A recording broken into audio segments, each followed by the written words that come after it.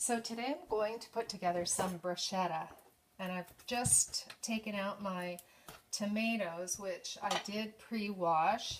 I pre-wash everything before I put it in the fridge, and I'm just going to take the little bits off, put them in the compost here, the little stems, and like that. Okay, I have my onion here, which I did start to cut just to not bore you with the details of peeling it, and so all this stuff can go in the compost. And I'm going to add green onion too, because I don't have, a lot of times they'll use basil in the bruschetta, and I don't have any, so we're just going to make do. So with your onion, if you just kind of score it, but don't go all the way down, kind of like that, really makes it into nice little tiny pieces without, put it like this, without having to really spend too much time at it.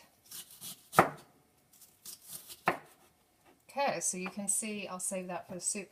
So you can see that that breaks it up really tiny, really fast.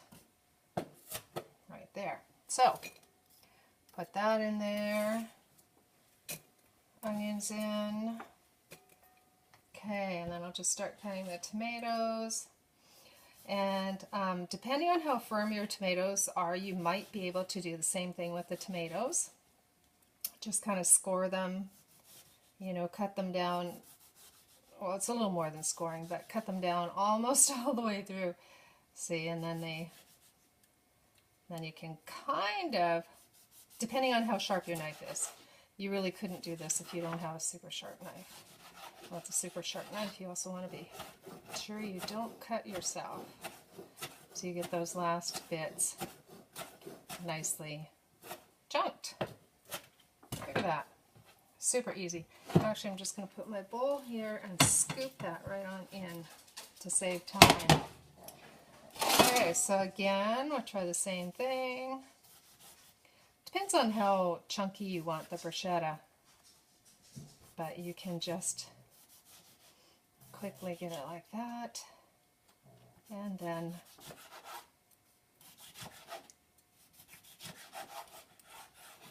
okay, and then just finish it off with whatever little kind of chunks that you can possibly do. Okay, so see how quick and easy that is.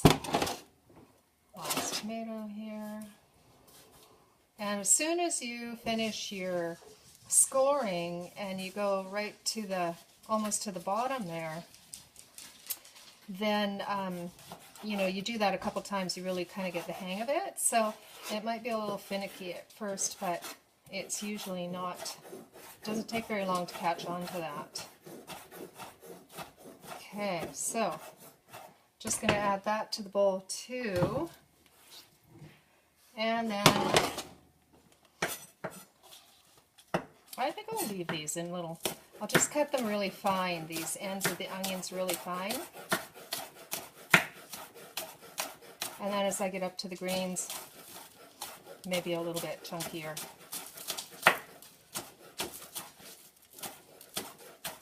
Okay, that's going to add a nice green color to it as well. And again, these onions were already washed. Okay, save the rest for soup. And put that in too. And really, all I'm going to add after this is garlic. So, your garlic, depending on how easy it comes apart here, make sure you can see what I'm doing. I have my cute little garlic crusher. And to open up your garlic and get the skin off, that works really good. Just takes the skin right off. Usually it does. But this one's got a sticky skin. You know, I find that's really the thing that takes the most time is peeling these things. Okay, there's one piece, and then give it a good squish there. That does it better. I don't think I hit it hard enough the first time. that skin off there. There probably is easier ways of doing this, but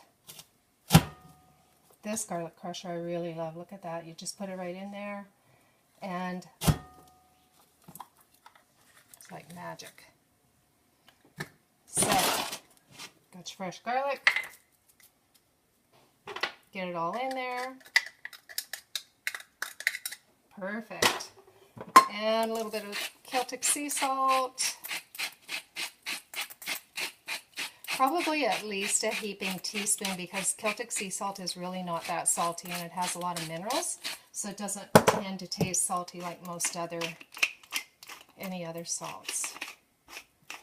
Black pepper, a little bit of cayenne, just a sprinkle to taste, and there you go. So you can see that looks lovely, and so what I'm going to do is I'm just going to leave that to marinate overnight, and that's it. If you wanted to, you could add oregano, you could add basil, you could add cumin, different things like that. But for what I'm doing right now, I just want it to taste really pure with the tomatoes, the onions, and the garlic. Okay, that's it. Easy peasy.